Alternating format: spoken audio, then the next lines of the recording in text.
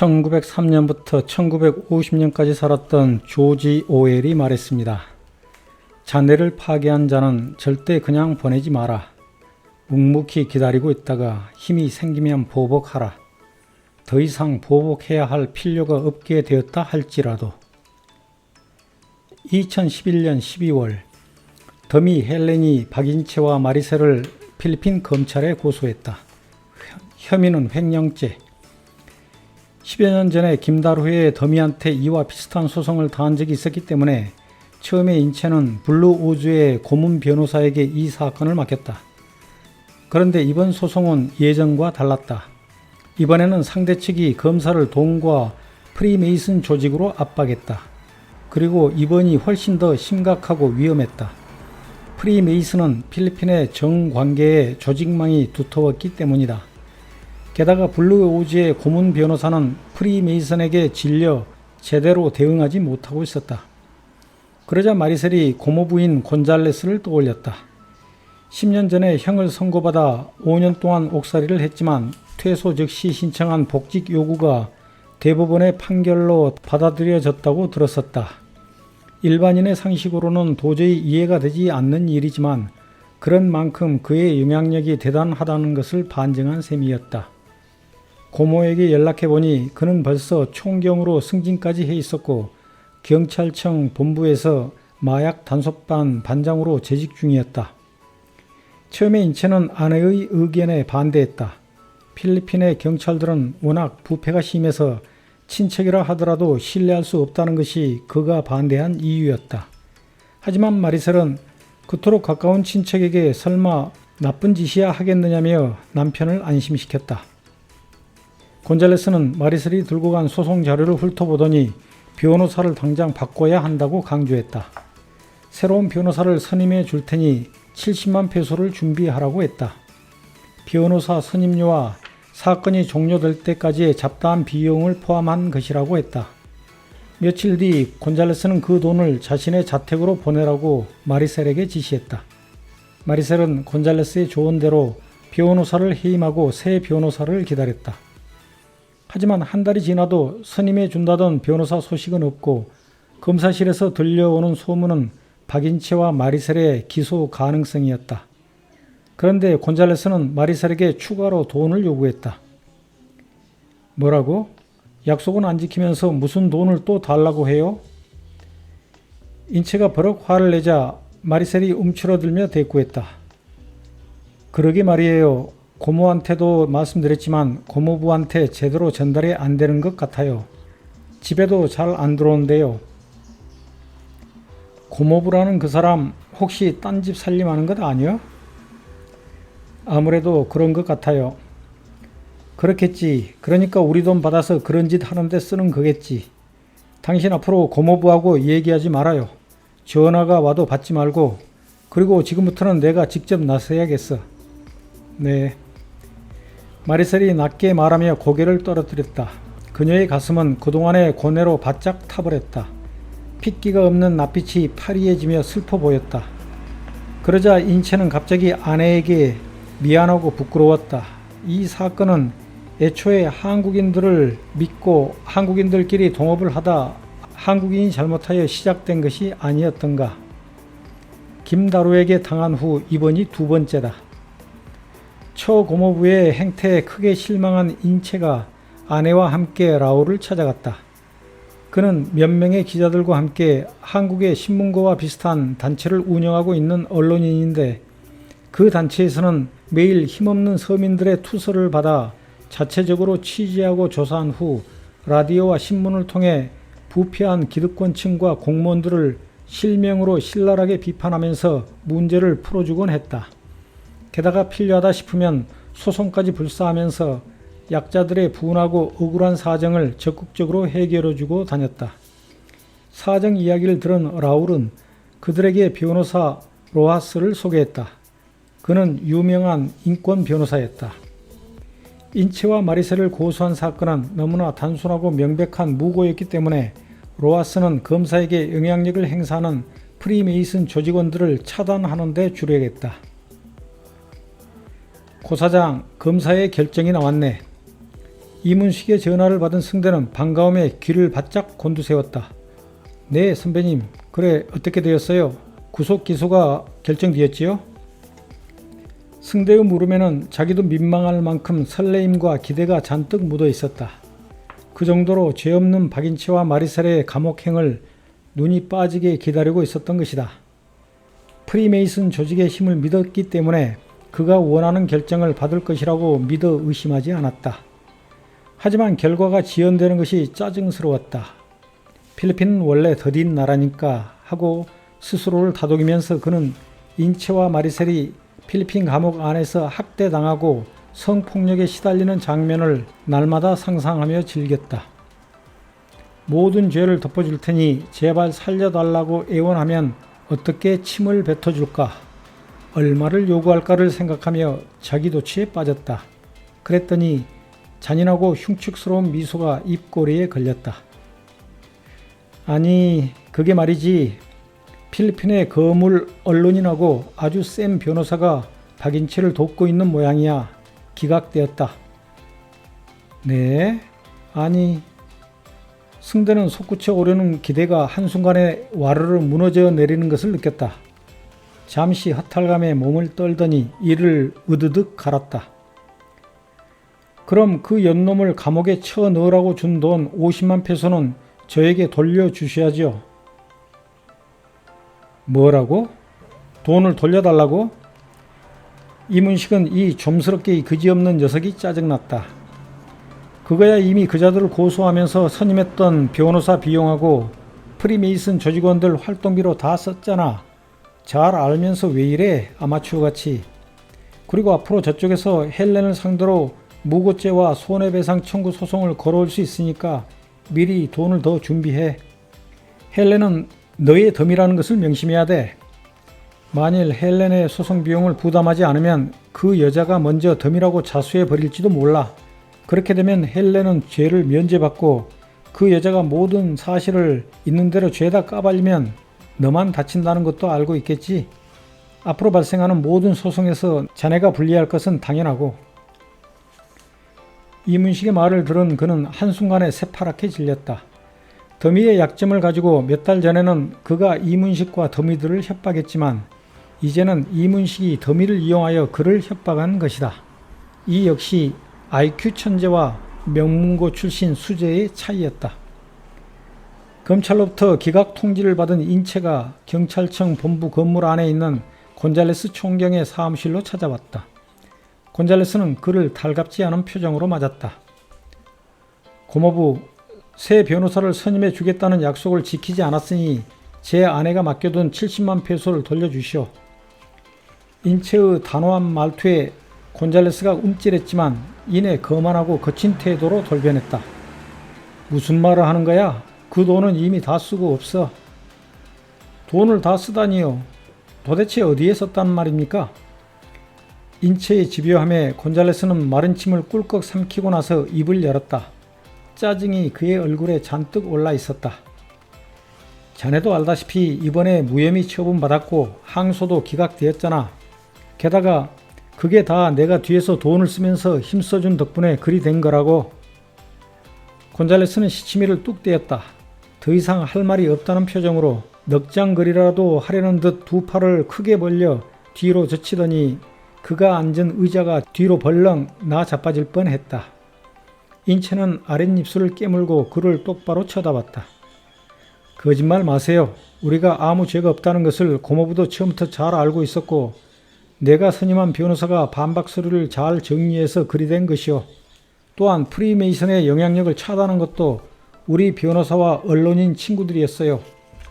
그리고 고모부가 분명히 그 돈은 변호사 선임 비용이라고 말했었고 그 돈으로 검사들에게 뇌물이든 다른 용도로도 쓰지 말라고 내가 말했었지요. 그러니 어서 돈을 돌려주시오. 인체의 말을 듣고 있던 곤잘레스의 얼굴이 붉어지더니 갑자기 책상을 쾅 내리쳤다. 자네 사건을 위해 다 써버리고 없다고 하지 않았나? 자네가 원하는 대로 기각되지 않았나? 그러니 내가 화내기 전에 더 이상 이 문제 거론 말고 어서 돌아가.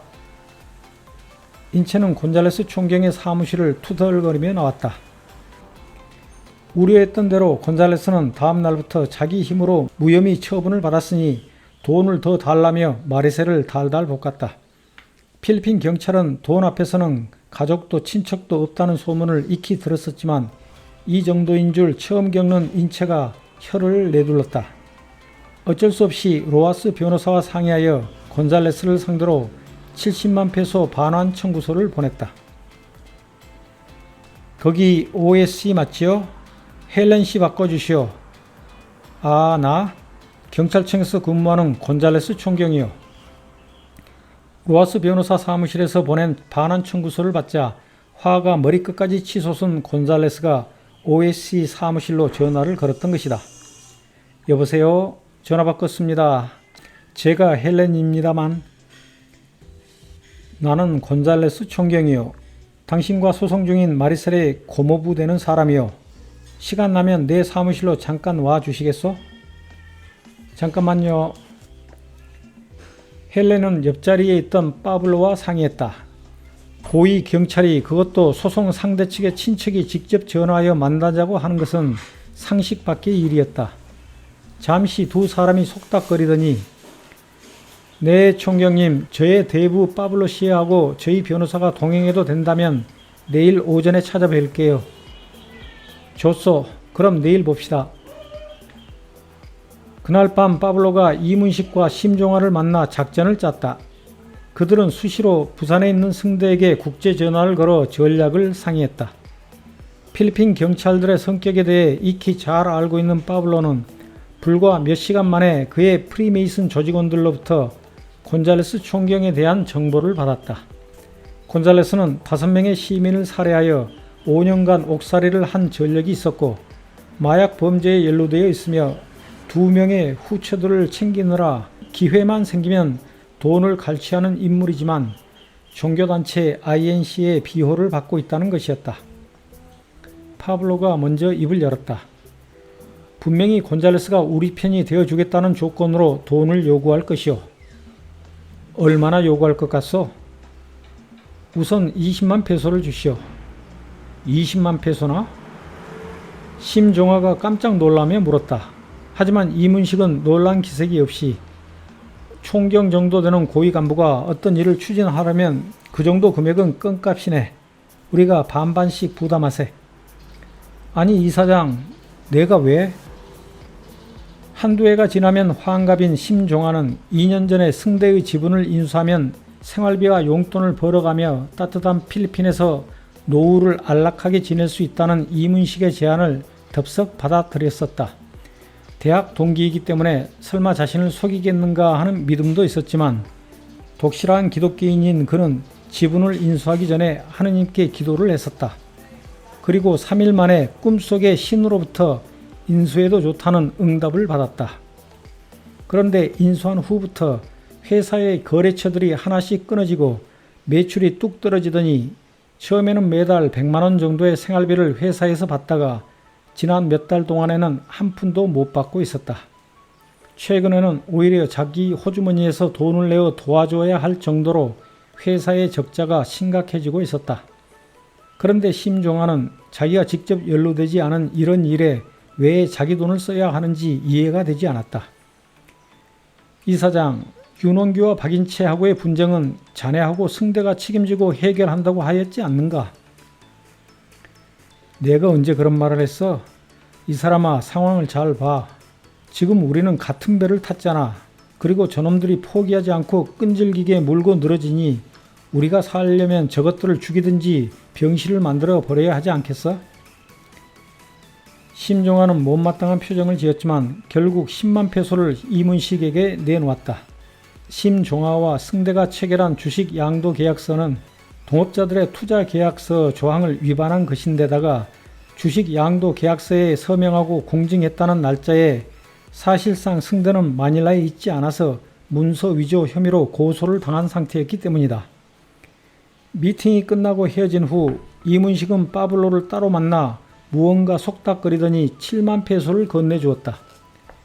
이문식은 나머지 3만 페소를 자기 호주머니 속에 넣었다. 이튿날 헬렌과 파블로는 변호사와 함께 곤잘레스 총경을 만났다.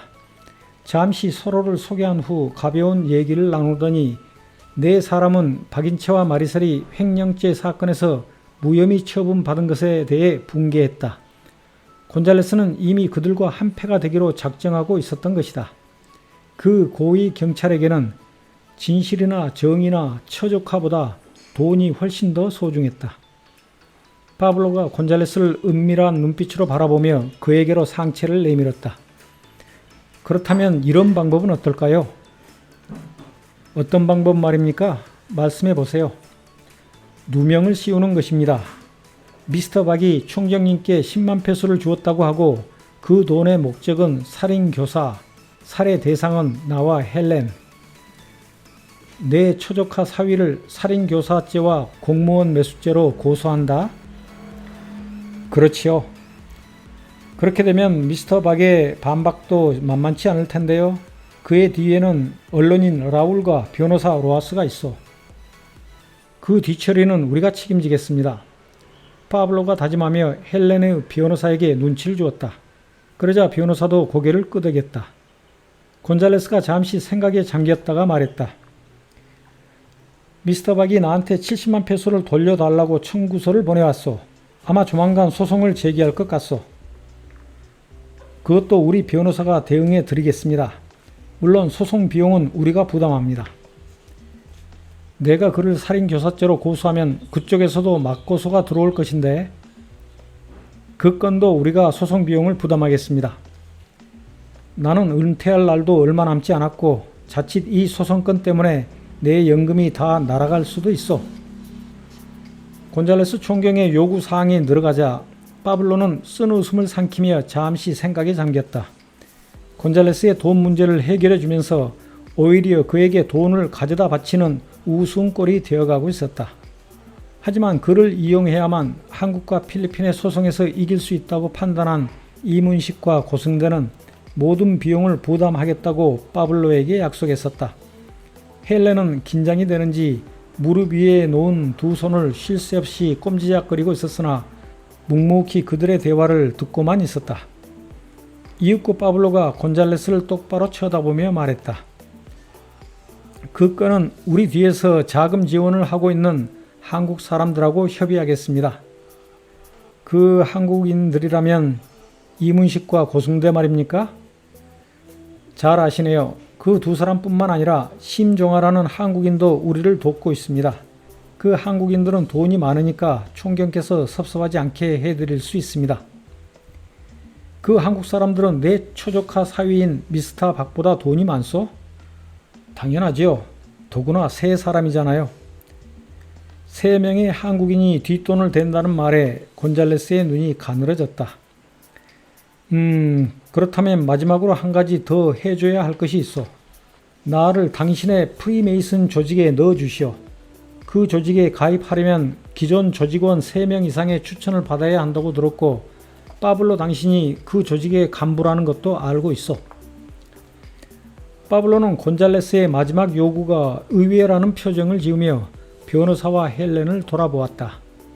필리핀 프리메이슨의 그해 총두목인 그랜드 마스타는 현지 경찰총장이었고 그 사실은 경찰관들 사이에서는 비밀도 아니었다. 그의 입술에 어느덧 음흉한 미소가 걸렸다. 조직의 형제들과 상의해서 당신의 가입을 도와주겠소. 좋소. 그럼 거래가 된 것이오. 이제 우린 한 가족이고 형제요. 곤잘레스가 고마운 낯빛으로 파블로에게 악수를 청했다. 헬렌 일행이 곤잘레스 사무실을 나오기 직전 파블로가 신문지로 둘둘 만 두툼한 것을 곤잘레스의 호주머니 속에 깊숙이 찔러 넣었다. 그 안에는 5만 페소의 현금이 들어있었다. 파블로도 이문식에게서 받은 7만 페소 중에서 5만 페소만 곤잘레스에게 주고 2만 페소는 자기 수입으로 챙겼다. 곤잘레스는 호주머니에서 나오는 파블로의 손을 잡아 다시 한번 힘차게 흔들었다. 한 달 후 인체는 필리핀 경찰 특수부에 출두하여 조사받으라는 소환장을 받았다. 고소인은 곤잘레스 총경이었다. 로하스와 함께 경찰 특수부에 가서 확인해보니 공무원 매수 혐의와 살인 교사 혐의였다. 인체가 곤잘레스에게 10만 페소를 주면서 헬렌과 파블로를 살해하도록 교사했다는 것이다.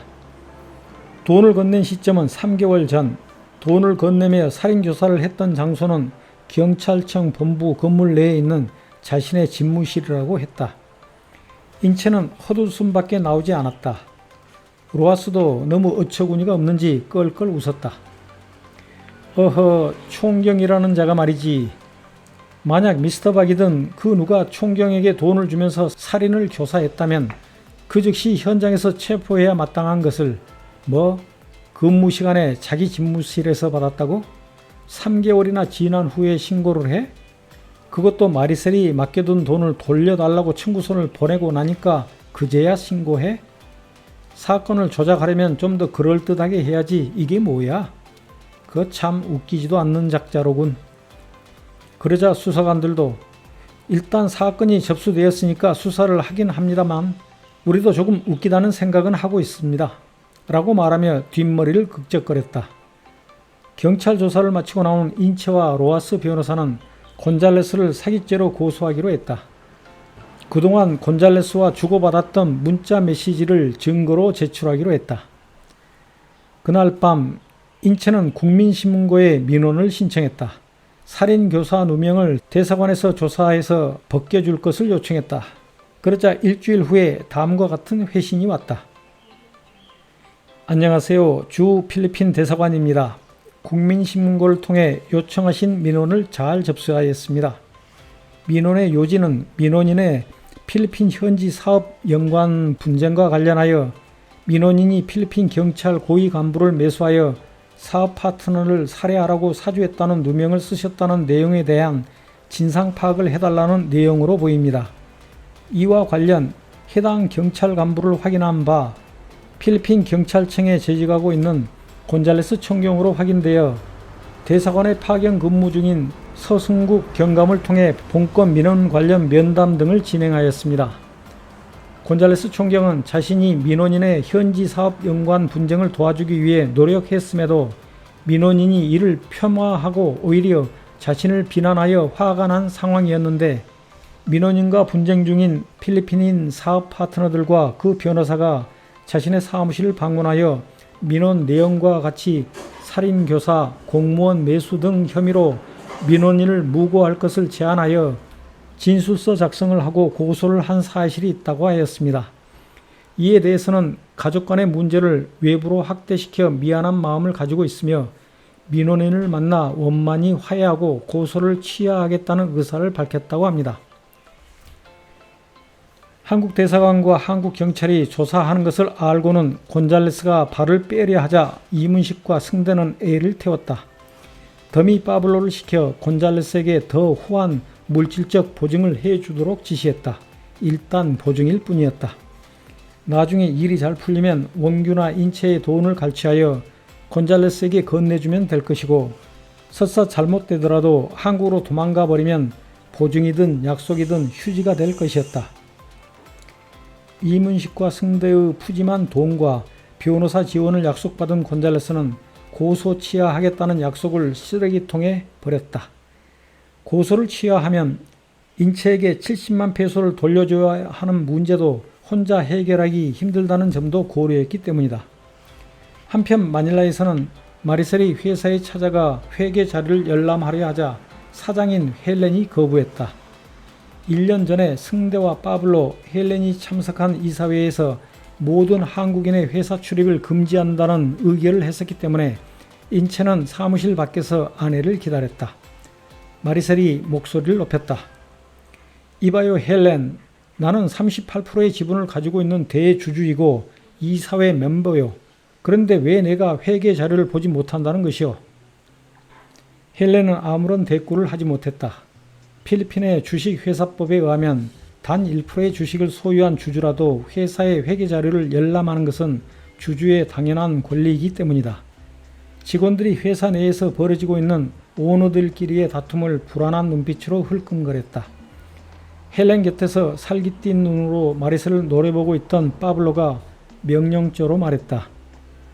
마리셀, 변호사에게 자문을 구한 뒤에 당신의 요구를 들어줄지 말지를 결정할 테니 오늘은 그만 돌아가시오. 파블로는 꼴사납고 한심한 허세를 부렸지만 마리셀이 굽히려 들지 않았다. 뭐라고요? 변호사한테 물어보겠다고 한 것이 벌써 며칠째요. 그리고 회계자료 열람은 법에 규정되어 있는 주주의 권리요. 입 닥치지 못해. 파블로의 불쾌한 고함 소리에 놀란 인체가 사무실로 뛰어들어갔다. 그는 분노와 두려움으로 발그레해진 아내를 보호하기 위해 그녀 곁에 바짝 붙어섰다. 우린 더 이상 할 말이 없어. 헬렌, 퇴근하자. 파블로가 헬렌을 이끌더니 서둘러 사무실을 나가버렸다. 회계 자료를 보관하고 있는 창고의 열쇠는 헬렌이 가지고 있기 때문에 인체와 마리셀은 그날도 빈손으로 돌아와야 했다. 벌써 보름째 똑같은 일이 벌어지고 있었다. 인체는 이러한 사정을 원규에게 설명하면서 헬렌과 회사를 상대로 회계자료 열람 청구 소송을 내겠다고 말했다. 그리고 그동안 수집했던 승대의 새로운 회계비리 자료를 부산으로 보냈다. 그 자료들을 근거로 원규가 승대를 고소했다. 두 번째 업무상 횡령 혐의였다. 그리고 마리셀은 많은 직원들 앞에서 자신에게 욕을 한 파블로를 명예훼손죄로 고소했다. 두 번째 횡령 혐의로 조사받기 위해 경찰서에 간 승대는 모든 것을 부정했고 거짓말로 둘러댔으며 원규가 제출한 자료들은 모두 원규와 인체가 필리핀에서 조작한 것이라고 주장했다. 승대의 처갓집 사람들이 담당 수사관과 수사과장을 수시로 만나 밥을 먹고 술을 마셨다. 수사관이 이번에도 불기소 의견으로 사건을 검찰에 송치했다. 그러자 승대의 변호사가 그의 인맥을 동원하여 검사를 회유했다. 검사는 두 번째 횡령 사건을 증거가 부족하다면서 무혐의 처분했다.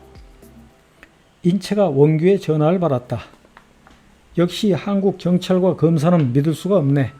검사의 불기소 통지서에 승대의 거짓말이 잔뜩 나열되어 있어. 좋아. 그렇다면 이 사건을 필리핀 검찰에 고소하자. 과연 이렇듯 똑같은 사건, 똑같은 물증을 가지고 한국과 필리핀 어느 쪽이 제대로 된 판결을 하는지 비교해보자. 아, 그리고 이문식이 3년 전 우리에게 보내왔던 재무제표 확인 결과 나왔어. 그 자료들은 완전히 엉터리고 조작된 것이래. 엉터리?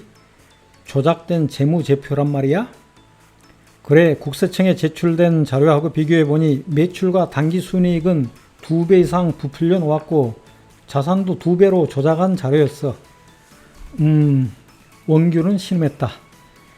인체야, 이문식이 사기꾼인 줄도 모르고 고향 선배에다가 A대학 동문이어서 무조건 믿었던 것이 큰 실수였어. 너한테 정말 미안하다. 어느 사내나 뱀은 있게 마련이야. 속은 사람이 나쁜 게 아니라 속인 사람이 나쁘지. 이제 알았으니 다른 사람들이 똑같은 피해를 당하지 않도록 이번에는 너희 대학 동문들에게 이문식과 고승대의 실체가 제대로 알려졌으면 좋겠다. 그러나 원규가 이문식을 한국 검찰에 고소한 사기죄는 승대와 똑같은 수법인 허위 진술과 변호사의 도움으로 무혐의 처분을 받았다. 원규는 하늘을 올려다보며 탄식했다. 어허, 한국의 경찰과 검찰이 이 정도로 엉터리란 말인가? 모든 거짓말과 돈과 인맥이 통하는 것이 한국의 수사기관이란 말인가? 나도 애초에 돈을 쓰고 힘센 변호사를 사서 그자들 고소했었어야 한단 말인가? 돈 없고 빽 없는 사람들의 피해와 원한은 어떻게 풀라고? 원규의 연락을 받은 인체는 한국에서 무혐의 처분했던 똑같은 자료들을 가지고 고승대와 헬렌을 횡령죄로, 이문식을 사기죄로 필리핀 검찰에 고소했다. 첫 번째 횡령 사건은 처음에 승대가 변호사의 도움을 받지 않고 조사에 임했다가 검사가 혐의를 인정하여 기소했다. 법정에서 고승대의 변호사 최연수는 사건과 관련이 없는 무수한 자료들을 들고 나와 판사와 검사의 머리를 혼란스럽게 만들었다.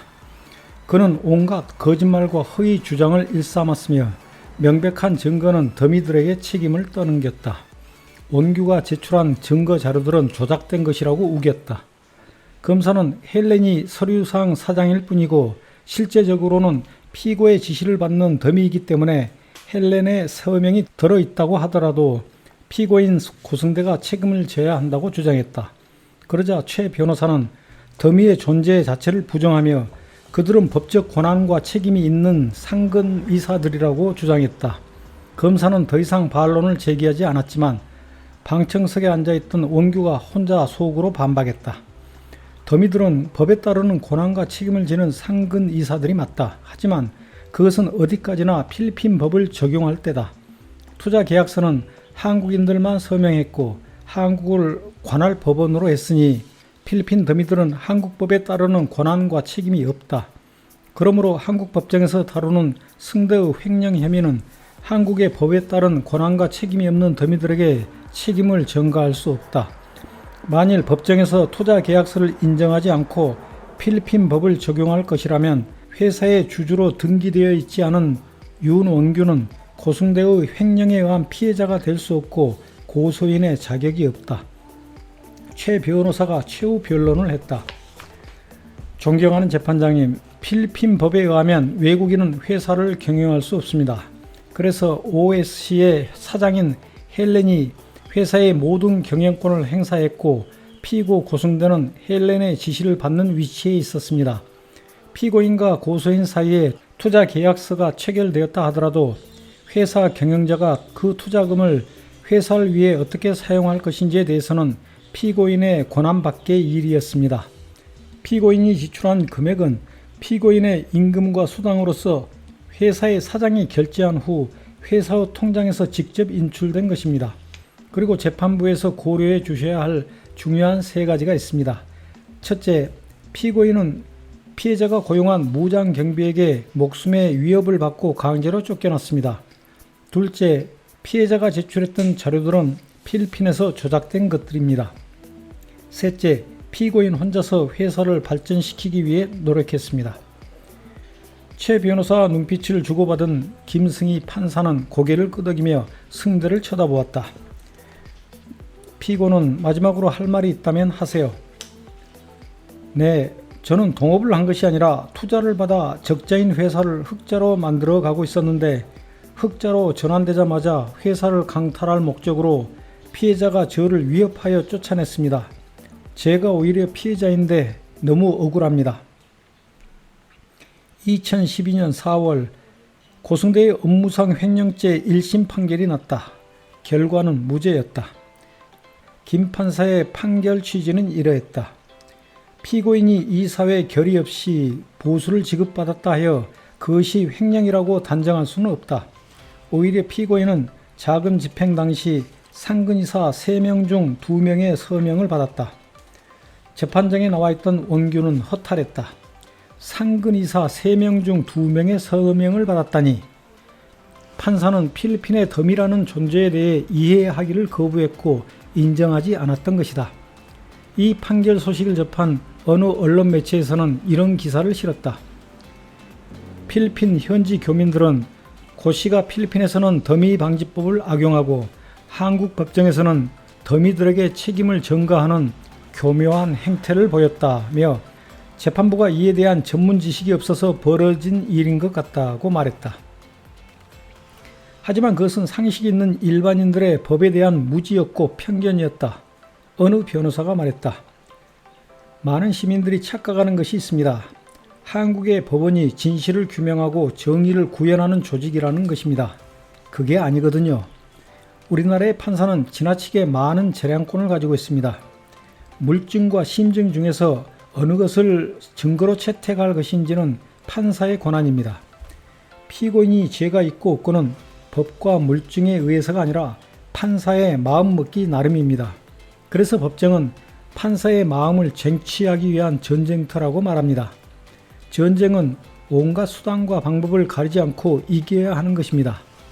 진실, 정의, 도덕, 윤리 같은 것은 전쟁터에 필요하지 않습니다.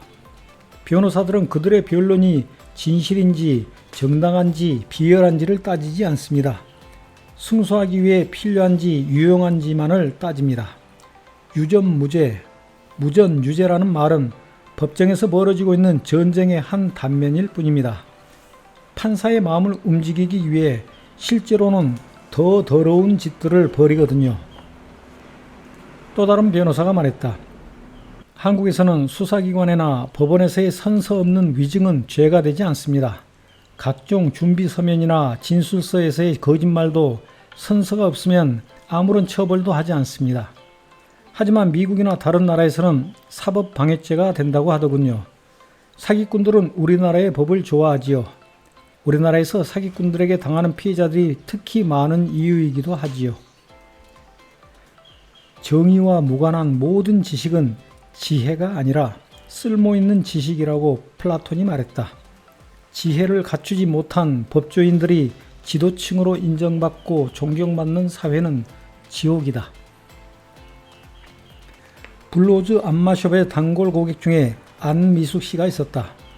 나이는 40대 중반으로 남편과 사별한 후 중학교에 다니는 애들 2명의 영어 공부를 위해 필리핀에 들어온 지 1년 정도 되었다고 했다. 허리가 좋지 않은 미숙은 한의원에 다니면서 침을 맞곤 했는데 블루오즈에서 안마를 받으면서부터는 침을 맞지 않아도 오히려 더 좋아진 것 같다며 매주 한 번씩 인체의 가게에 들르곤 했다. 그녀는 부침성이 좋고 영어로 대화하기에도 무리가 없어서 인체 부부와 금세 친구가 되었다. 한국에 모아둔 재산을 계속 가져다 쓰기만 하다 보니 이러다가는 애들이 대학을 졸업하기도 전에 빈털터리가 되지 않을까 하는 걱정을 인체 부부에게 털어놓기도 했다. 2012년 5월 미숙은 교민정보지를 통해 강윤길 씨를 알게 되었다. 50대 초반인 그는 마닐라의 빠사이 지역에 있는 한국 식품점 큐마트를 운영하고 있었고 그의 아내는 연초에 외아들이 대학으로 진학하게 되어 아들과 함께 한국으로 돌아가 있었다. 큐마트를 팔고 그 역시 한국으로 돌아가기로 하여 교민정보지에 광고를 내었다고 얘기했다. 미숙은 며칠간 큐마트를 방문하여 한두 시간씩 강윤길과 이런저런 얘기를 나누며 마트에 드나드는 손님들을 살펴보았다. 한국인들과 필리핀인들이 섞여서 꾸준히 드나들어 하루 평균 매상이 5만 페소라는 그의 말이 과장된 듯하지만 3만 페소는 되어 보였다. 그는 마진이 30%라고 설명했다. 그리고 가게 임대료와 직원 2명의 급여, 전기세 등의 비용은 5만 페소 정도라고 하였다. 미숙이 속으로 계산해보니 하루 3만 페소의 매출로 30% 마진이면 월 25만 페소의 수입은 나올 것이고 강윤길이 말한 비용들을 제하면 20만 페소의 순수입이 생기게 된다. 그 정도면 한국 돈으로 환산해서 500만 원이 넘으니 해볼만 하다는 생각이 들었다. 미숙이 관심을 보이며 거의 매일 마트에 들러 손님들의 동향을 살피자 강윤길은 마음이 달았다. 마트를 인수하고 싶다며 다녀간 사람이 지난 몇 달 동안 5사람이나 되었지만 그들 모두 갑자기 연락을 끊어버려 마음이 답답하고 급해져 있었다. 게다가 미숙의 얘기를 잠시 들어보니 무언가 생활 방편을 마련해야만 하는 절실함이 엿보였다. 미숙이 마트를 방문하기 시작한 지 일주일째 되던 날 강윤길은 미숙을 저녁 식사에 초대했다. 식사를 하면서 미숙은 오퍼받은 마트 인수가격 7,500만 원에서 500만 원을 깎는 데 성공했다. 기분이 좋아진 미숙이 식사 비용을 내겠다고 하자 그렇다면 노래방 비용은 자기가 쏠 테니 한 곡만 부르자고 강윤길이 제안했다. 미숙의 살짝 벌어진 촉촉한 입술을 그의 눈길이 간간히 훔치며 지나갔다. 노래방에서 미숙은 오랜만에 신나게 놀았다. 마음껏 소리쳐 노래를 불렀고 남편이 저 세상으로 떠난 후 처음으로 남자의 품에 안겨 춤을 추었다. 하지만 강윤길의 입술이 그녀의 얼굴 가까이 다가오자 정신이 번쩍 들어 그를 밀치며 정색을 했다. 강 사장님, 이제 그만 가요. 아니, 아직 1시간도 채 안 되었는데 한 곡만 더 부릅시다. 아니요, 집에서 애들이 기다리고 있어요. 어서 나가요. 그녀의 표정은 매몰차지는 않았지만 당황한 듯 눈길을 아래로 떨어뜨렸다. 얼핏 역겨운 기색을 내비치기도 했다. 며칠 후 미숙은 인체와 마리셀을 만나 큐마트를 인수하기로 계약했다고 말했다.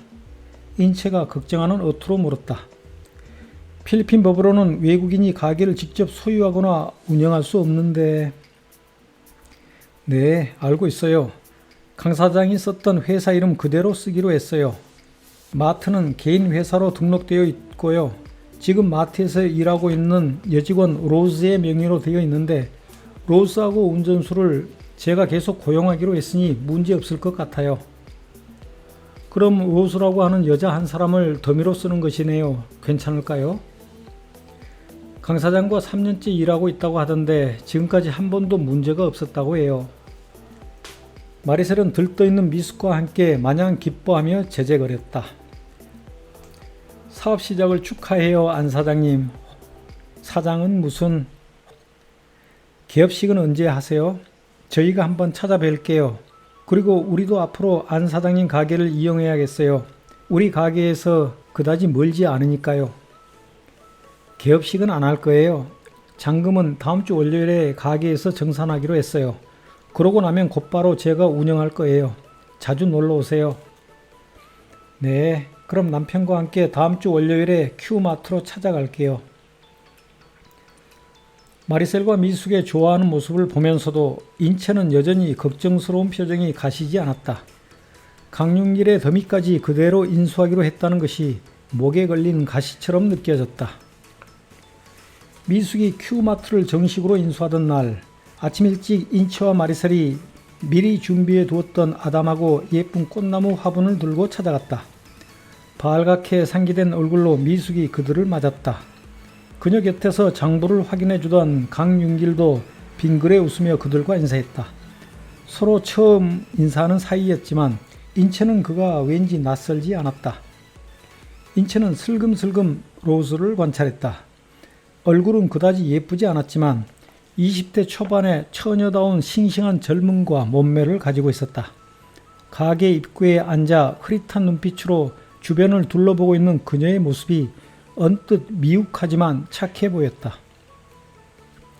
그로부터 한 달 후 인체는 한국에서 출장 온 고향 친구들과 함께 하얏트 호텔의 카지노에 놀러갔다.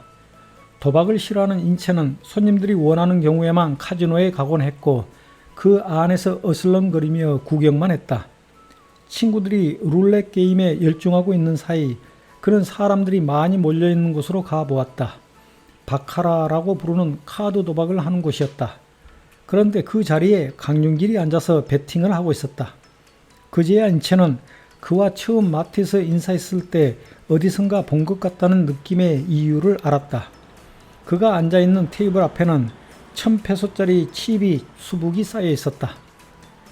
강 사장이 마트를 팔고 나면 곧바로 한국에 돌아간다더니 아직도 안 갔네. 그리고 도박을 크게 하는데 혹시 카지노 중독? 그는 카드에 집중하느라 사람들 틈에 섞여서 자기를 유심히 바라보고 있는 인체를 눈치채지 못했다. 2시간 정도 시간이 흐른 후에 인체의 친구들이 500불 정도 잃게 되자 자리에서 일어났다. 강윤길이 궁금하여 잠깐 바카라 게임 테이블로 가보았다. 그는 몇 개 남아있지 않은 칩을 만지작거리면서 심각하게 굳은 얼굴로 담배만 뻑뻑 피워대고 있었다. 며칠 후 인체는 박이호에서 어학원을 경영하고 있는 이상원 사장의 전화를 받았다. 인체와 비슷한 연배인 이상원은 필리핀에서 생활하면서 겪는 이러저러한 일들을 인체와 격이 없이 서로 상의하는 사이였다. 그의 목소리에는 불안한 기색이 묻어 있었다. 박 사장님, 박이호에서 또 불미스러운 일이 생겼습니다. 가까이에서 알고 지내는 김 사장이라는 사람이 있는데 한국에서 명예퇴직하면서 받았던 퇴직금을 돼지 농장에 투자했어요. 그런데 그 농장을 며칠 전에 더미한테 몽땅 빼앗겨 버렸지 뭡니까? 더미한테요? 어떻게?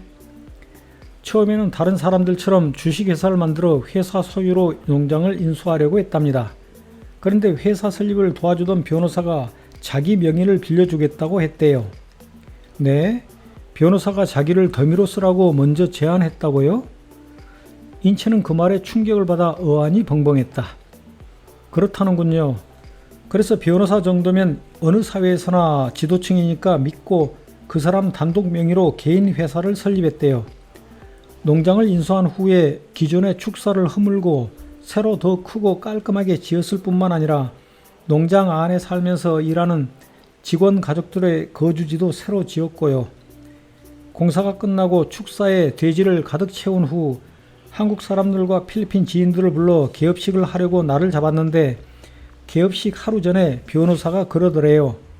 그 농장은 자기 소유니까 허락 없이는 아무나 함부로 들어올 수 없다고. 그래서 김 사장이 당신은 덤이 아니냐고 따지니까 화를 내면서 한 번만 더 그따위 말을 꺼내면 김 사장을 고소하겠다고 으름장을 놓더랍니다. 회사 설립 전에 변호사는 명의만 빌려준 것이고 실제 오너는 김 사장이라고 명시한 서류를 작성하지 않았었나요? 그런 서류가 있다고 합니다. 두 사람이 서명했고요. 그런데 지금은 그 서류의 서명이 자기 것이 아니라 위조된 서류라고 주장하고 있다지 뭡니까? 변호사의 서명이 아니라고요? 네, 변호사가 그 서류에만 비슷하지만 살짝 다르게 했던 모양이에요. 변호사가 서명했던 다른 서류들하고 비교해보니 확실히 조금 다르더랍니다. 어허, 그 변호사 놈이 처음부터 김 사장을 털어먹으려고 작정했던 모양이네요. 너무 황당한 경우라. 변호사를 상대로 소송해서 이길 것 같지도 않고 그 농장에 투자한 돈이 1억 원이 넘는다고 하던데. 어휴, 필리핀에서는 친절하게 접근하는 모든 사람들을 조심해야 해요. 더구나 더미를 쓰는 것이 불법인 줄 너무나 잘 아는 변호사가 자기를 더미로 쓰라고 했다는 친절한 제안은 특히 더 조심해야 하는 것인데. 미숙이 마트를 인수한 지 3개월 후 저녁 늦은 시간에 고추장과 미역 등 반찬거리를 사러 인채와 마리셀이 큐마트에 갔다. 그들은 매주 한 번 정도 미숙의 마트에서 식재료를 사곤 했었다. 마트에 막 들어서자 미숙이 로즈와 얘기를 나누고 있었다. 그런데 그들 두 여자의 얼굴은 잔뜩 굳어 있었다. 뭔가 분위기가 심상치 않다는 것을 누구라도 금세 알아챌 수 있었다. 미숙은 인채 부부를 보자 어색하게 웃으며 얼른 뛰어와 마리셀의 손을 잡았다. 그녀의 목소리에는 어딘가 모르게 불안한 기색이 묻어 있었다. 어서와요 마리셀, 박 사장님도 오셨네요. 장사 잘 되고 있지요? 요즘에는 안마 받으러 오지 않아서 많이 바쁘신 줄 알았습니다. 네, 너무 바빠요. 하루 종일 가게에 있다 보니 허리 통증이 더 심해지고 있어서 박 사장님 가게에 가야 하는데 잠깐 사무실 안으로 가시지요. 사실은 최근에 문제가 생겼어요. 그녀의 사무실이래야 마트의 계산대 뒤에 마련한 책상 하나와 의자 3개가 겨우 들어갈 만한 비좁은 장소였다. 인채와 마리셀이 사무실로 들어가자 로즈와 운전수는 퇴근 준비를 했다. 문제라니요. 어떤? 미숙은 핏기 없이 새하얀 얼굴로 의자에 앉았다. 그녀는 후 하고 긴 한숨을 내쉰 후 목소리를 낮추었다. 로즈가 저 몰래 돈을 빼돌리고 있어요. 깜짝 놀라는 인채와 마리셀에게 미숙은 조심스러운 어조로 자초지종을 설명했다. 마트를 인수한 후 매일 매출이 3만 페소에서 4만 페소 정도 되었다.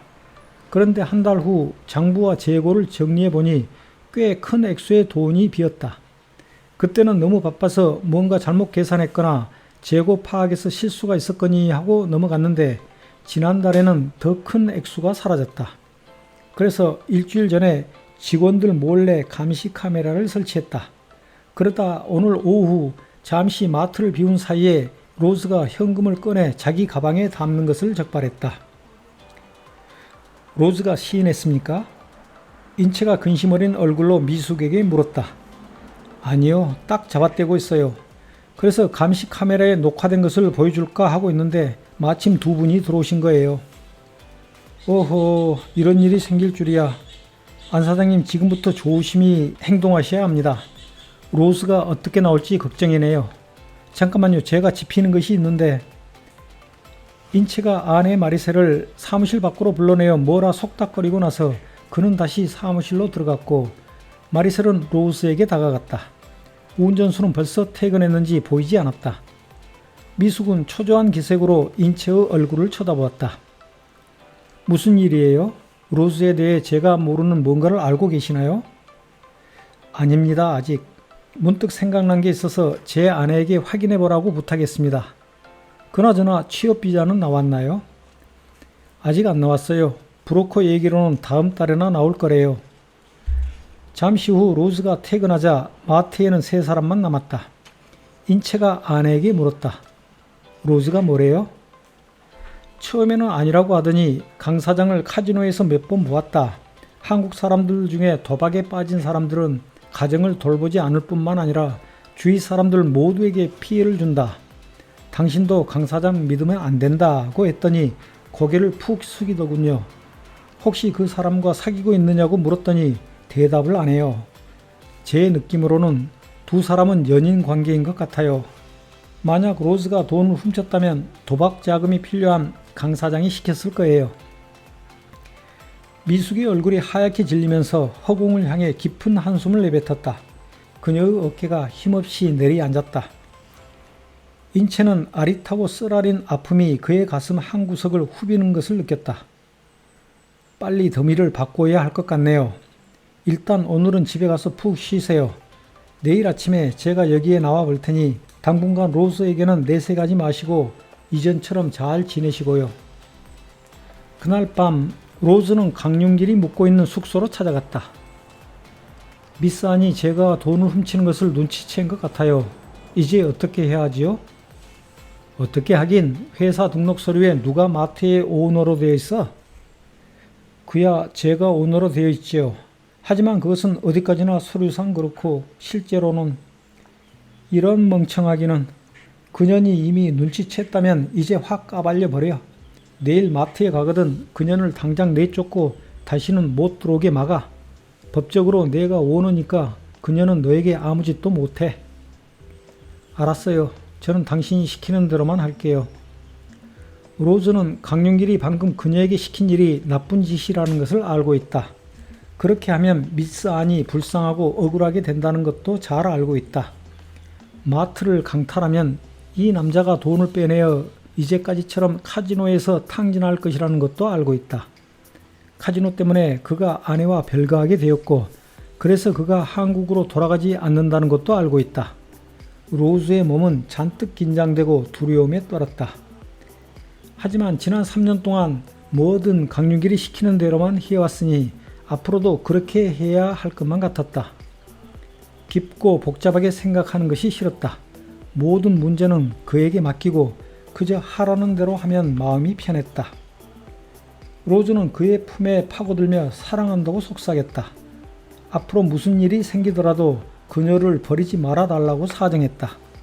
강윤길이 빙긋 웃으며 그녀를 안았다. 평생 그녀 곁에서 돌보아 주겠다고 약속했다.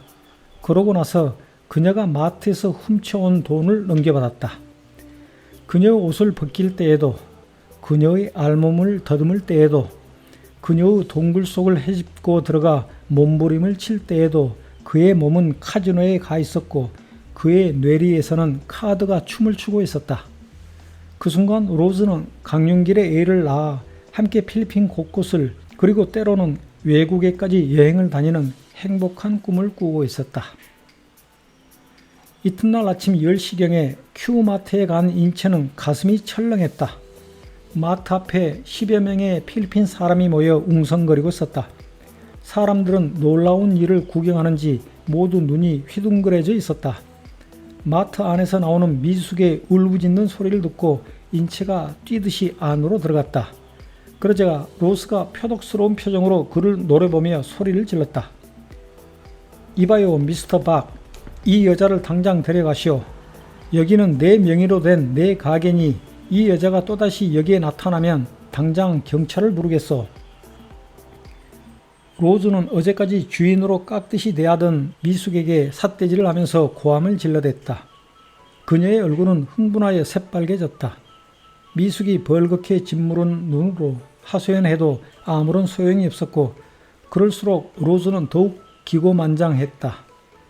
마트 앞에는 더 많은 구경꾼들이 몰려들고 있었다.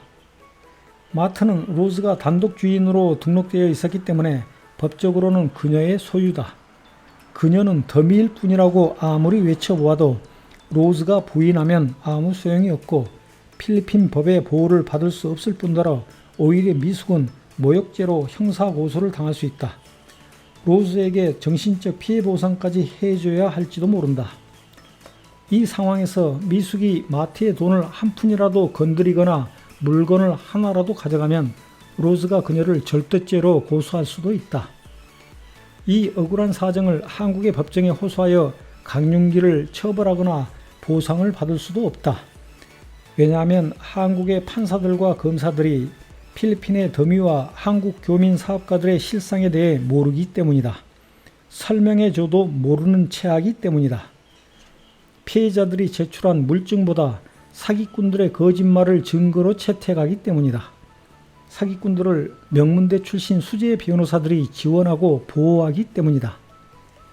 인체는 울고 있는 미숙을 달래어 마트를 나왔다.